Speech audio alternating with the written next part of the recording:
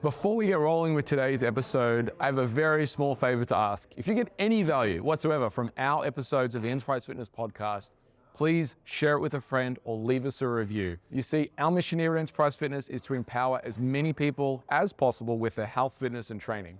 And we believe the best way to do that is with education. That's why week after week, we continue to put these episodes on and try and jam-pack them with as much valuable information as possible. So, hope you enjoyed today's show, so much so that you want to leave us a review. Now, let's get into it. This presentation is called Where Do We Begin?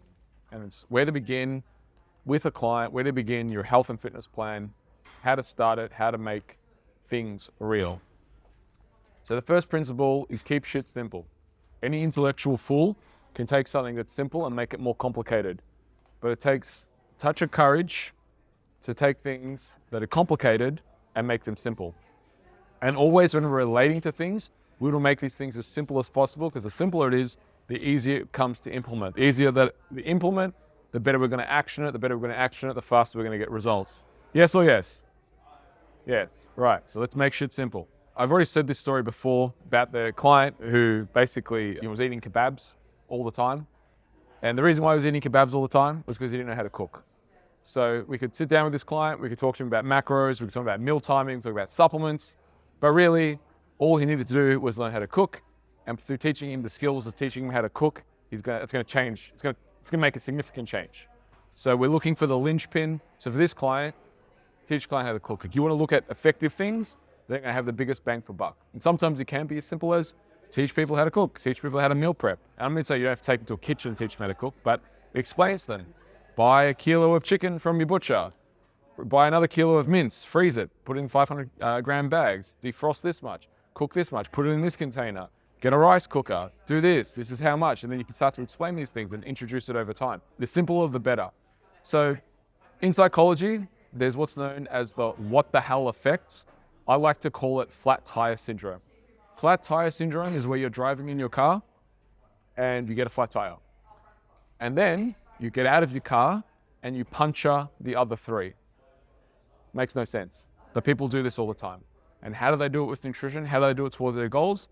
Is you're sticking to your plan, right? You're 6 weeks into your diet, your meal plan, your stretching, your whatever, and you have a moment. And in that moment, the brownies come out and you go nuts. You eat like 5 of them. And you're like, fuck it. I've had one now and I've had 5. I'm just going to eat ice cream for the rest of the day and pizza. And that moment turns into a whole week. It turns into a day, and that day turns into a week, and that week turns into a month, and that month turns into, you're completely off the plan now, and now you have to course correct quite significantly. So we need to catch ourselves in this. It logically doesn't make sense, but again, this is a symptom of the all or none mentality. Because when we put the pressure of ourselves on the all or none mentality, if we make one slip up, then we undo all of our results, which again, it just doesn't have to be the case. We focus on process, we focus on ways to deal with and cope with these things, we're going to be a hell of a lot better off. So the problem is both psychology and physiology. It's not just, I'm not just going to chalk it up and say it's only a problem of our mental state and psychology, although it can be, but physiologically, there are things that do propel us to eat more of the wrong foods. Food manufacturers do have and have manufactured the perfect ratio of salt, sugar, and fat to override our appetite control signals, to make it feel really good from a neurochemical point of view, that when we eat, that a lot of people aren't eating for satiation of, say, nourishment, they're eating a satiation to calm down their brain. The same way like people use alcohol, people use drugs to medicate and kind of calm down their brain, people will use food to kind of rub on their head, if that makes sense. Think of people are eating, not for the nourishment of their body, but to soothe what's going on in here, to de-stress. Well, we understand that, and I say that again, the psychology and the physiology is closely wired. Pringles said it best, is once you pop, you can't stop. Again, it does take a grip on us from a physiological level as well as a psychological level. The physiology of things, the stricter the diet, the stronger the chemical slingshot. In other words, if you deprive for a long period of time and you give a little bit, you'll feel really, really good when you have that little bit, right? If you are able to include it somewhat regularly, and you're not malnourished, let's say in this case, like if you malnourish someone and give them food, anything's going to taste really, really awesome. I see a comp person who they haven't had any sugar whatsoever. You give them sugar, they just want to eat more and more and more. So we don't want to put ourselves in a deficit for too long, and we also don't want to deprive ourselves and have malnourishment, because the malnourishment is going to create a slingshot. From a physiological point of view, the all or none mindset, when we have the all or none, we have that cheat day, again, or that cheat meal, it turns into a free-for-all where people try and eat as much as they possibly can because it's all or none. So I'm either going to be completely strict to the plan, and if I'm not strict to the plan, I'm going to eat anything that isn't nailed down. And again, that can be very, very damaging, and a lot of the time people will make up the calories that they were going to lose, like they need to maintain a calorie deficit, they'll just simply eat the amount. Because you don't want to look at calories in, calories out from the aspect of just a day. You want to look at it over the course of a week. And people can certainly undo their results in that day by eating just shit. So I don't believe in the cheat day.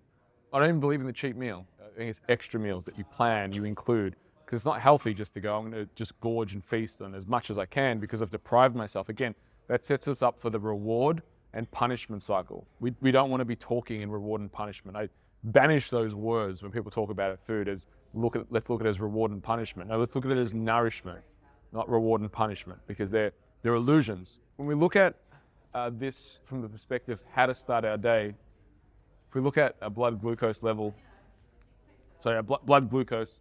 So when you think about like this, in your bloodstream, circulating at any one time is about, I say about a teaspoon, because visually everyone can visualize a teaspoon, right? So there's about a teaspoon of glucose in your bloodstream at any one time. So if you did your bloods right now, healthy is going to be anywhere from 4.2 to 4.8, 5, right?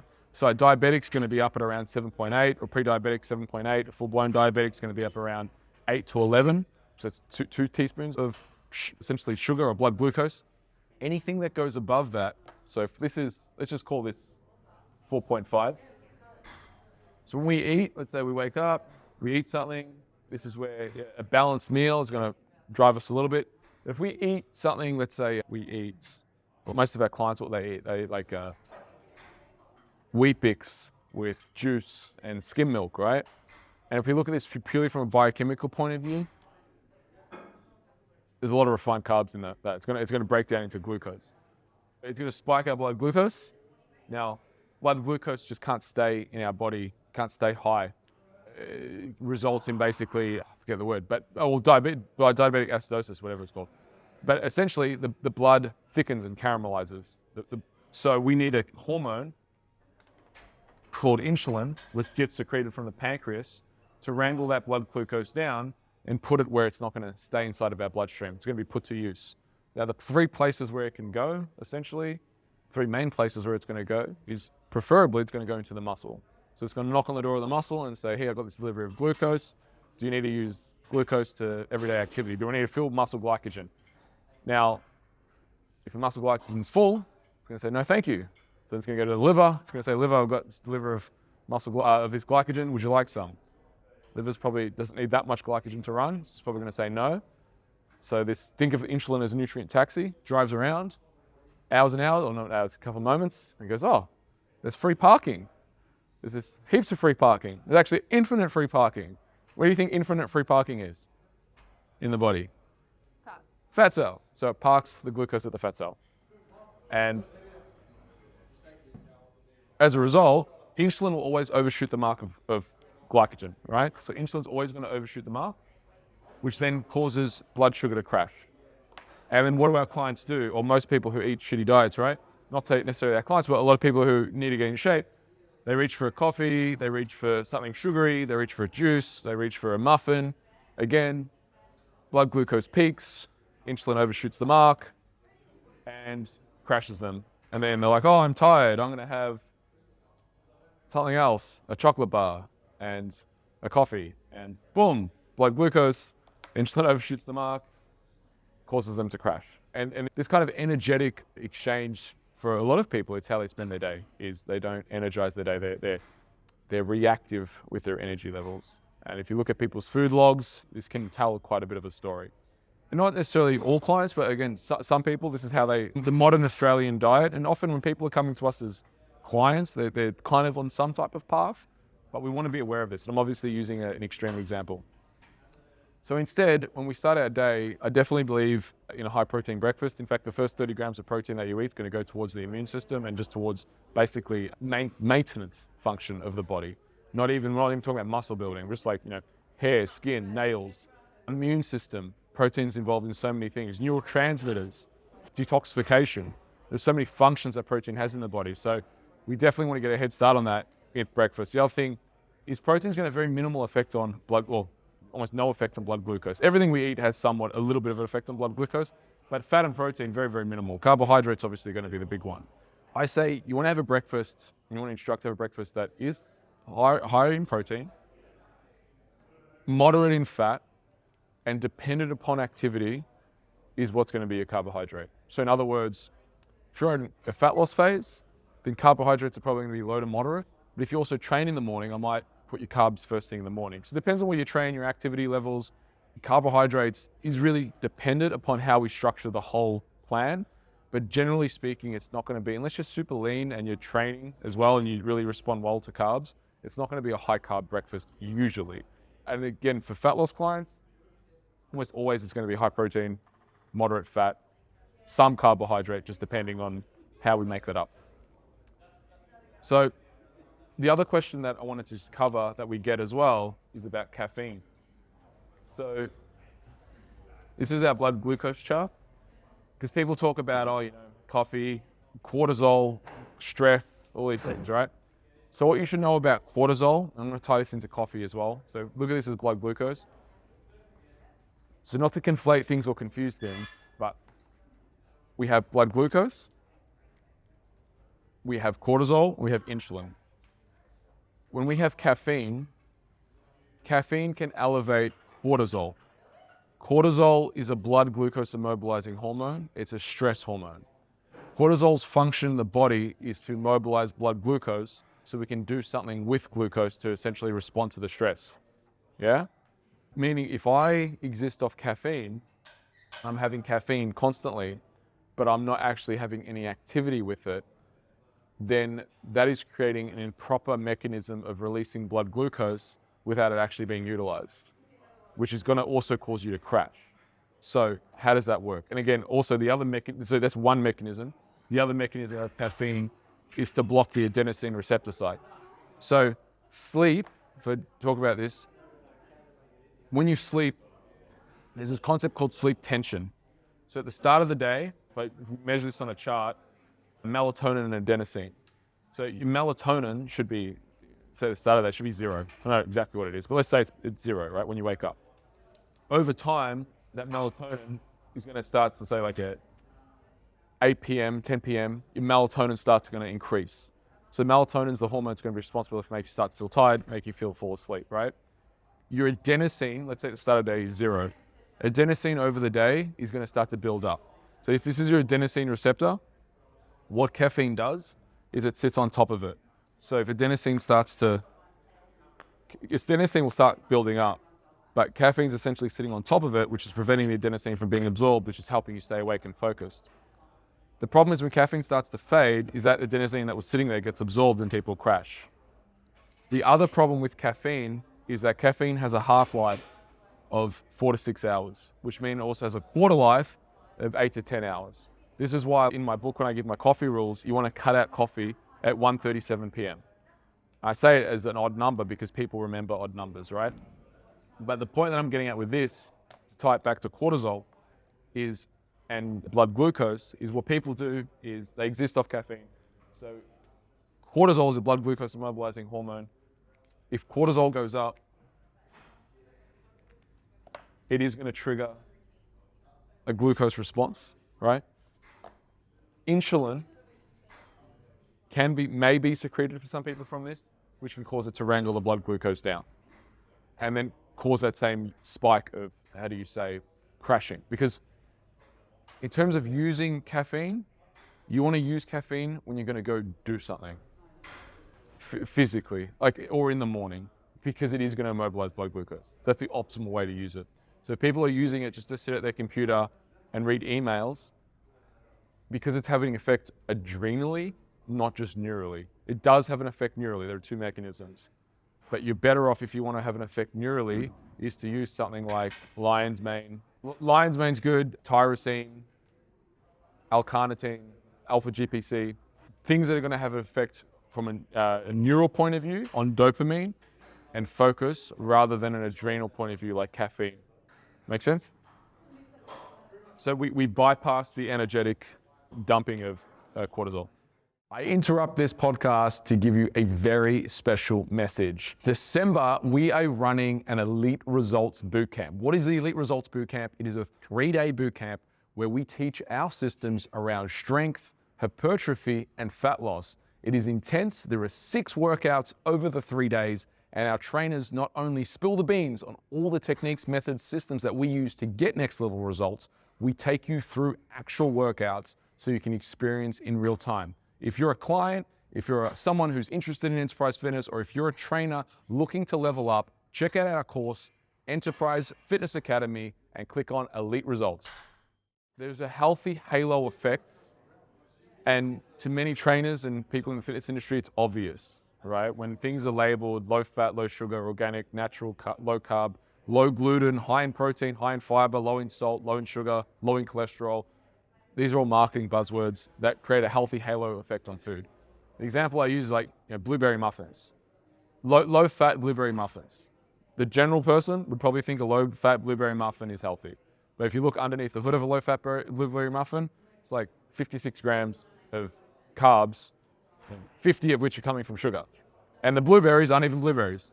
The blueberries are made, you know this, right? Who knows this? Like often in blueberry muffins, there's not actually blueberries in it. So they make the blueberries out of sugar, and they say blueberry muffin, but it's like a blueberry. If you read the ingredients, it's like avocado nectar and food coloring, and because if they put real blueberries in there, they'd go off, right? How are they going to put real blueberry muffins in a thing that you open? And yeah, often even in blueberry muffins, it's not even blueberries. It's sugar. Something to definitely be aware of the healthy halo effect. And the point being on this is don't assume clients know.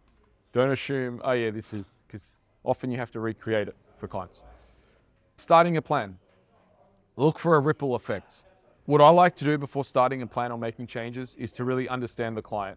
Understand when they wake up, when they go to bed, when they eat, when they go to work, when they can have breaks, before I give any advice. The more context I can understand of the day, the more I can look at their day, the more, kind of think of it as like Jenga. Everyone knows Jenga, the things that you pull out. I want to put, this is kind of like reverse Jenga, is the goal of Jenga is to keep pulling out blocks. I just want to pull out one block where the whole thing falls. That's how I kind of look at the clock. What's the one thing I can do, the linchpin, that's going to make the whole thing topple over? Look at these things to have the biggest impact that you can on the client. Routine, behaviors, habits, drinks that they have, replacing. The way I like to start with almost every single client is with their first meal, breakfast. Why? Because it sets the tone for the day. Again, because of Flat-Tyre syndrome, which I link back to, which I said at the start, if people start the day well with a win, they're more likely and more motivated to continue those wins. And because it's like, oh, I'm asking you to do this thing at the start of the day, you do this thing at the start of the day, it sets up good habits for the whole day. And also, your words are powerful. Spelling, people talk about the etymology of spelling, it's like casting spells with words. So I don't call it breakfast for clients. I like to phrase it as meal one, because breakfast has connotations with it. So if I say eat breakfast, what does everyone think of when I say breakfast? What's the first thing that comes to your head? Cereal. Who else thinks of cereal when I say breakfast? Yeah, how many of your clients do you think, if you said breakfast, the first thing that's going to come to their head is cereal? So instead of saying cereal, because I want to snap them out of that, is I say meal one. So what can I have for meal one? Anything that you'd have for meal two, or meal three, or meal 4, or meal 5. There's nothing special about it. There's no special combination of foods. So I do away with the word breakfast purposely so people have a different reference point. The other thing that's going to be crucial to helping clients is helping them create a routine. And if the only thing you helped clients with was creating a routine, they'll get exceptional results. Most people, I'd say, don't get results is because they don't have a routine. The minute you can put a box around what people do and keep them with structure and keep them accountable to that structure, it becomes very easy to manipulate, right? Because you could be eating shit, and if you're eating shit at the same time every day, then it becomes very easy to say, hey, instead of eating this, eat that at this time, because you're eating it anyway at that time. the changeover becomes very simple because there's a routine. Where people get undone is where they have randomness. You don't want there to be randomness. You want there to be a certain routine and structure where they can interchange foods. You can pay for indulgence with either discipline or guilt. Choose one. As in, you can still indulge in food. You can still have the things that you want to enjoy. But if you want to enjoy them, then be disciplined to enjoy them. Because we have lots of clients who eat out and they stay in shape, or they get leaner, or they have a burger on the weekend, or they have that ice cream, and it does not affect their results whatsoever. That's because they're doing the discipline throughout the week. If you don't do the discipline throughout the week, you're going to pay for it with guilt. Oh shit, I shouldn't have eaten that. Oh, it's because you probably didn't do the discipline and the plan during the week, right? So these are normal breakfast foods.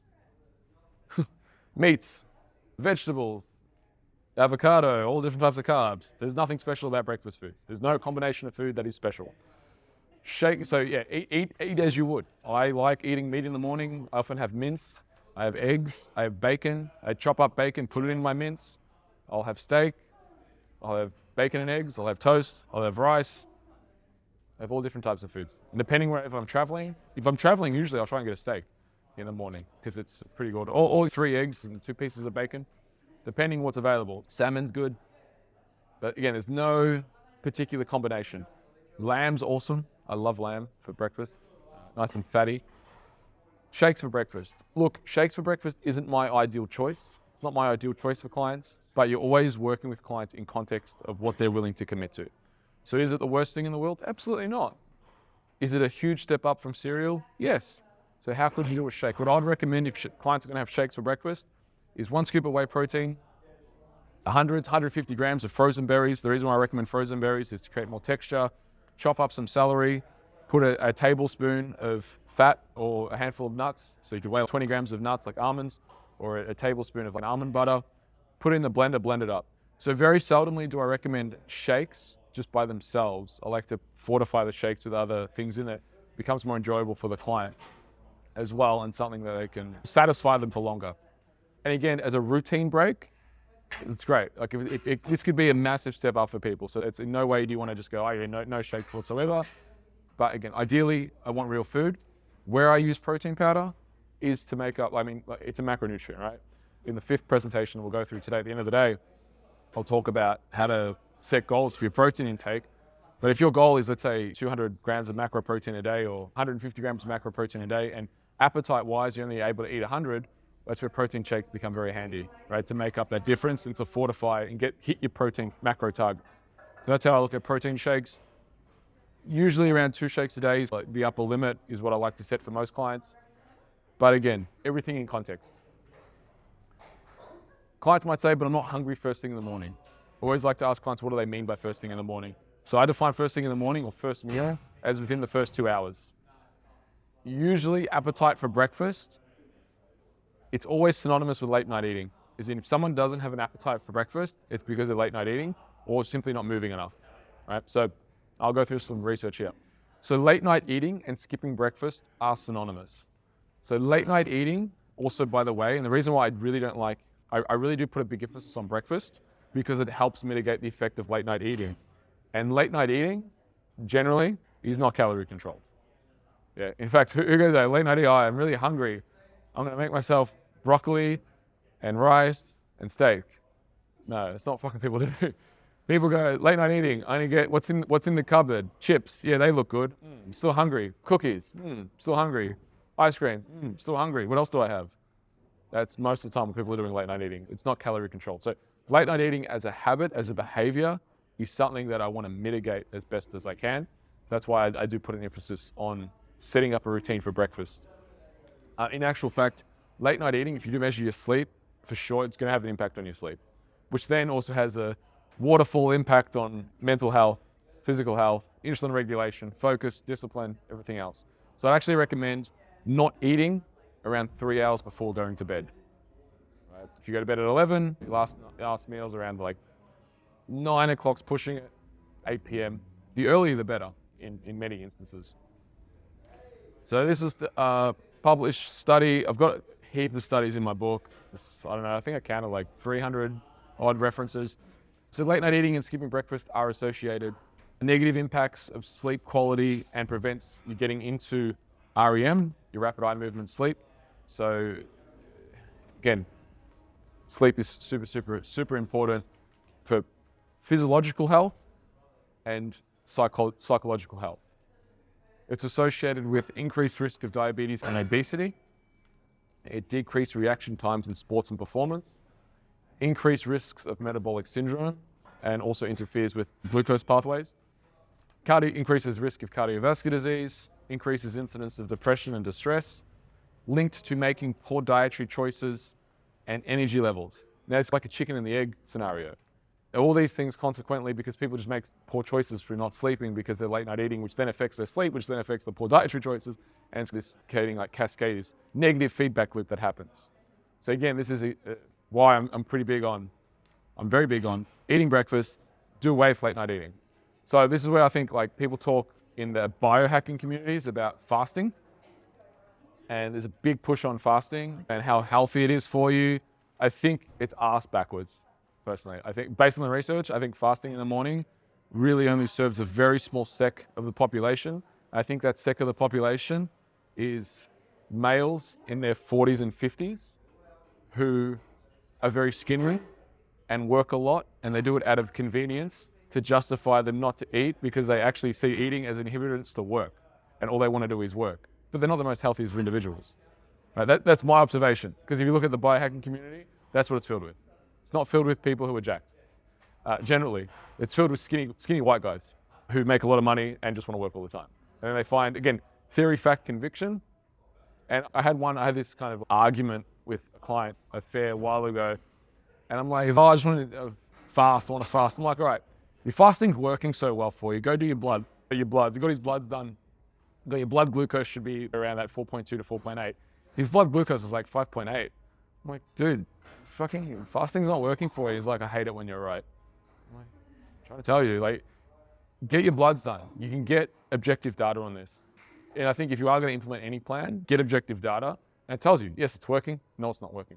But again, for most people, intermittent fasting, especially going without food first thing in the morning, is just going to push those, and there's multiple studies that have showed this as well, it just pushes those same calories to later in the day, which isn't, from multiple studies, shows you there are much more, just multiple studies that show that it's much more beneficial from health outcomes to eat at the start of the day. So the kings of late night eating and skipping breakfast are sumo wrestlers. One of the interesting studies, I think it was in I can't remember, I think it was Time magazine, I've got it in my book, but they studied sumo wrestlers because they wanted to know like kind of the reverse of how do you get lean, rather how do people get fat, and who are the fattest people who get purposely fat? Sumo wrestlers. So let's study sumo wrestlers and figure out what they do, because then that should extrapolate things not to do if you want to be in great shape. So one of the things that sumo wrestlers do is they wake up and they don't eat. They train, then they have a massive meal. They have about, in this article, it said they have 2 meals a day where they have most of their calories in those 2 meals, and their big meals are usually followed by sleep and naps. I found that interesting as a kind of the side point, but yeah, obviously they eat excess calories, but eating excess calories, they're skipping, they're just, most of their food and the calories are in very small portions, in very big portions over only 2 meals. So late night eating and poor eating behaviors, emotional triggers. Boredom, fatigue, anger, loneliness.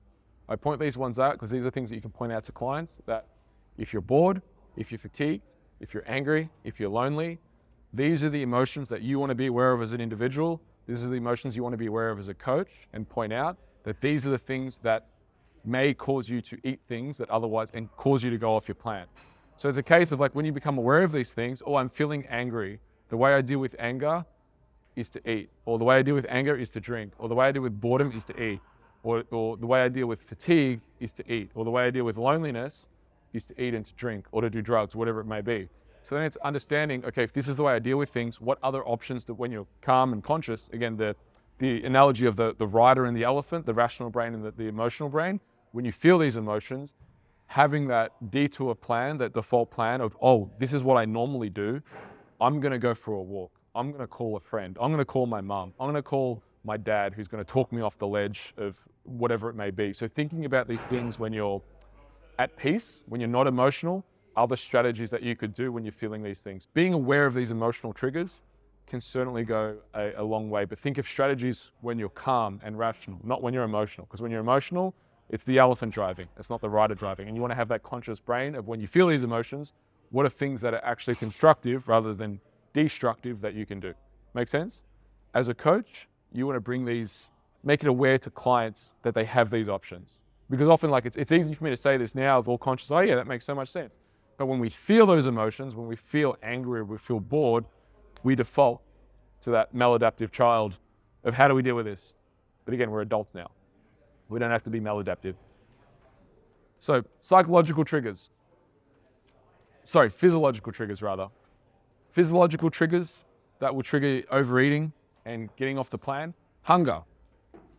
Easy, right? If you're hungry, you're feeling hungry, I just gotta eat. That's gonna take you off the plan. Not hitting macro targets, particularly protein. Not hitting meal targets. Purposely skipping meals to burn more fat. Sudden increases in energy expenditure. I've seen this a lot. People are like, oh, I need to burn fat. And they do a lot of exercise, and then what happens? They get super hungry, and then they overeat, which just mitigates the exercise. So again, we don't want to be in this loop of, we don't want to be in this transient loop where we're always overcompensating. Sudden decreases in energy intake, being in a calorie deficit too long, and micro and macronutrient deficiencies. Again, the two big ones often, fats and protein can definitely, if we're not hitting those as a minimum target, definitely can throw people off course. Okay, any questions on what I've covered so far? So my coffee rules. My coffee does rule also, it's like a pun. My coffee rules, and these are also my coffee rules. Drink black coffee. No sugar, no milk, nothing artificial. The reason for this one is, what do people add to coffee? In short, what do people add to coffee? Calories. The answer is calories, right? What do people add to coffee? They add calories. And if you're doing that 6 times a day, 8 times a day, you're adding 8 times the amount of calories. I think the average short black has, 4 calories in it? It's nothing. But most people, just whether it's sugar, it's milk, whatever, they're adding calories. Now, if I'm trying to put someone on a calorie control plan, and again, because these are two things that I want to address individually, I want to address their food and then their caffeine habits, right? Some people might be on 6 to 8 cups of coffee a day and multiple times a day, and they're having a lot of crap in their coffee. I want to draw that back. It's an easy win. It's an easy victory to cut those calories without sacrificing the caffeine that they're having. Because if I just cut caffeine out straight away, they're going to get withdrawals, because caffeine is a drug. So if people are putting sugar in and they're having, firstly, it depends on how many coffees a day they're having, right? And how far they are from their weight loss. If people are having constant sugar at every coffee, they are desensitizing their taste buds to constantly have that sweet hit. So I do want to resensitize people's taste buds to tasting the bitterness of coffee, because coffee is supposed to be bitter. It's not a sugar, it's not a dessert. It's two things at once. It's, will I negotiate almond milk? Yeah, look, it's not, yes. If someone's in maintenance and they want to have an almond latte, more power to you. It's not an issue. Right? It's not that, it's less about, it's about an easy win of controlling calories without people having to calculate, if that makes sense. But for the sugar aspect, it's more on the side of behavioral, is that I don't want to be reinforcing you're having 6 hits of coffee a day and getting that constant reminder of sweetness, so that when you eat normal food, it tastes like shit because you're thinking that everything should taste really sweet, because you're getting this feedback loop that things should be sweet when they shouldn't. Like, most food isn't sweet, right? If that makes sense. So what if they're having, say, 2 a day with milk and they can't cut it out? Well, they can cut it out. That's a limiting belief. But again, in context of their day, is it a problem? Is it the thing that I need to focus on? Probably not. Could you create a macro-friendly meal plan that includes an almond latte? Of course you can. Sure, they're going to need to calculate that. That's fine. If you want to do that for them, absolutely. This is just my easy win rules, if that makes sense. These are easy win rules. Yes. Right. Buy organic. Coffee is one of the most heavily sprayed, the most heavily sprayed crop in the world by and large. And again, if you're having it multiple times a day, it is worth investing in organic. It is one of the products. So strawberries and coffee are the two most sprayed pesticide crops that pretty much are produced anywhere. Definitely buy organic to mitigate the effects of pesticide exposure. Pesticide exposure, most pesticides are endocrine disrupting, which means they're going to have an impact on testosterone and excess of estrogen. That xenoestrogens are basically estrogen mimicking compounds. If you look at, I wrote an article back in 2012, which basically discussed, it's called Fighting the T-Killing Toxins. It was published on T Nation, and basically discussed the effects of environmental toxins that it's had on testosterone and sperm count. And sperm counts in the 1960s were like 113 deciliter per milliliter of how it's measured. And like the stats that I got in 2013 was 66. So it's been, and I don't know what they are today because there's even more pesticides that have been dumped in our environment today. So people are like, oh, it's not a problem. There's a lot of evidence that there is a problem, right? So I would, male or female, by the way, because it's not just, oh, I have testosterone, I need to avoid this. No, xenoestrogens and excess of estrogen for females is as problematic as it is for males. Except the effects are more prominent with males, I would say. Sorry, the effects are probably more obvious with males, although the effects are probably more insidious with females, as in effects on period, effects on reproductive health, effects on polycystic ovary syndrome, and all these other things that can happen from that. Never consume coffee post-workout. Quick 101 about our nervous system. We have our parasympathetic and our sympathetic nervous system. Parasympathetic is our rest and digest. Our sympathetic is our fight and flight. Coffee, which one is playing on which? Rest and digest or fight or flight? Fight or flight, right?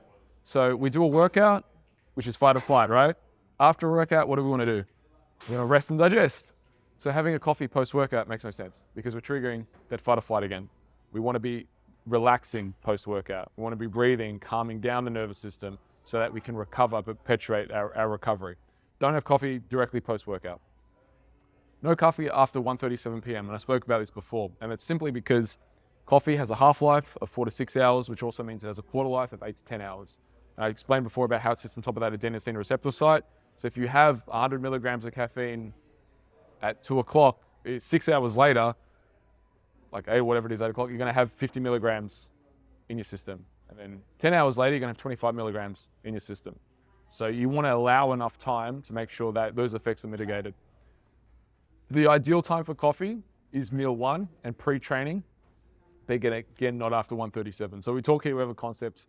Tyrone said it the other month, front-loading caffeine. Yeah, so he has 6 cups before 1 o'clock. He just front-loads his caffeine. It's not the greatest thing in the world, but look, it's better than having it after that period, right? Certainly for sleep. So don't do double shots. So a lot of folks get in the habit of doing double shots, which then, so the average cup of the short black would have 65 milligrams. So it means a double has 130 milligrams. So people often who have doubles, they go, I have 1 coffee, except they're not having 1 coffee. They're having 2 coffees. So if you're having doubles, they count as 2 coffees. If you're having long blacks, that's 2 coffees, which is my next rule. Count long blacks as 2 coffees. If you're having doubles, it's 2 coffees. When I look at someone's food log and they're like, I have a double black 4 times a day, I'm like, well, you have 8 coffees a day. You don't have 1, because 1 coffee is defined as 65 milligrams. And we do want to be conscious of how much coffee. The reason why CODIF is, for lack of a better word, insidious or benign in our culture, caffeine is, have you ever noticed how caffeine in our culture is celebrated and marijuana and cannabis is demonized? Does anyone know why? Because caffeine is the drug of productivity. It makes people work harder. In actual fact, caffeine, if you look at the coffee break, where the coffee break comes from, I think it was like 1920, there was a factory in America where, and this was a time where there was a huge wage disparity between male and females, where you could pay like a female like a quarter of the price of what you could pay a male. And what the factory workers, the owners of the factory realized is that if they gave women caffeine, they would work 3 times, they would do 3 times more work than paying a man. So they basically got women to do the work and gave them caffeine, which produced far more and made it cheaper. So that invented the coffee, but then they gave the caffeine for free because it made their workforce more productive. And then people caught on and go, wow, this coffee stuff really works. And they just started giving all their employees caffeine. So if you go to any corporate jobs and notice, they have the coffee break, and generally speaking, is caffeine in workplaces is free because companies know it improves productivity. it is the drug of productivity. Now, whether people are conscious of that or not and know the direct, Michael Pollan wrote a very short book on this, which is quite fascinating. But essentially, and the reason why, again, I say cannabis is demonized is because it's the drug of being lazy. It's the drug of being a stoner. It's the drug of being unproductive. In the West, unproductivity and laziness and sitting down, it's not celebrated at all. What is celebrated is how much work and output you have. Short blacks only. Limit coffee to 2 cups per day and respect each cup. It is a drug after all. Yeah, it is a drug after all. It doesn't and it shouldn't get a free pass. And it can definitely have an impact. And there is a portion of the population where it will raise blood pressure on. There is a portion where people are very sensitive to it. If people are having any like gastrointestinal issues as well, caffeine is something that I'd look at to completely mitigate or reduce or completely avoid. Where to begin? With a high protein breakfast, meal 1, routine and easy wins. These are the 3 things. All right. In summary, where to begin? Start your clients with a high protein breakfast. What could that look like? Any form of meat, any form of fish, eggs, protein shake. Establish a routine for the client. Help them establish a routine. What time do you wake up? What time do you go to bed? When can you eat? When do you go to work? What time do you come home? When do you have time to cook? Routine, right? Think of yourself as a routine coach, a routine trainer. If you just did that, your clients would get better results for sure. It would change their life. And look at the easy wins. If someone's drinking, they're having 8 cups of coffee and they're putting 2 sugars in every coffee, that's 16 cups of sugar over the day. It's quite a lot of calories that's just coming from sugar. Isn't it just easy, just a cup of sugar? You've slashed. No, I don't like sweetness in coffee because again of that, the fact that it triggers and it's not a calorie thing, it's a coaching thing, is they're constantly getting that trigger of like, things are supposed to be sweet. No, your taste buds are desensitized. Sweet should taste sweet. Coffee is not meant to be sweet. You're adding it because it's bitter and if you have to add 2 cups of coffee to sugar, it's a lot if I had that, I'd be like, wow, this is like a dessert, right? I want to desensitize those taste buds because otherwise vegetables, fruits, proteins, they're not going to taste nice in comparison because you're used to being overstimulated. I want to reduce that overstimulation. And again, it can be progressive. It doesn't have to be all or none.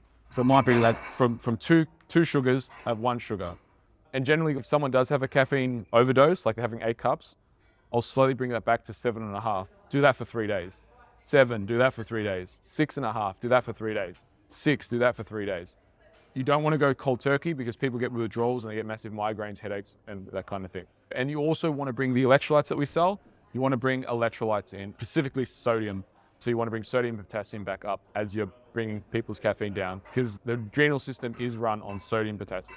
It's often like first thing in the morning, if you give electrolytes first thing in the morning, people will feel really good because of that adrenal axis. All right. Oh, hi there. I hope you enjoyed the podcast. While I've still got you, why not check out our book, www.enterprisediet.com today and grab your copy.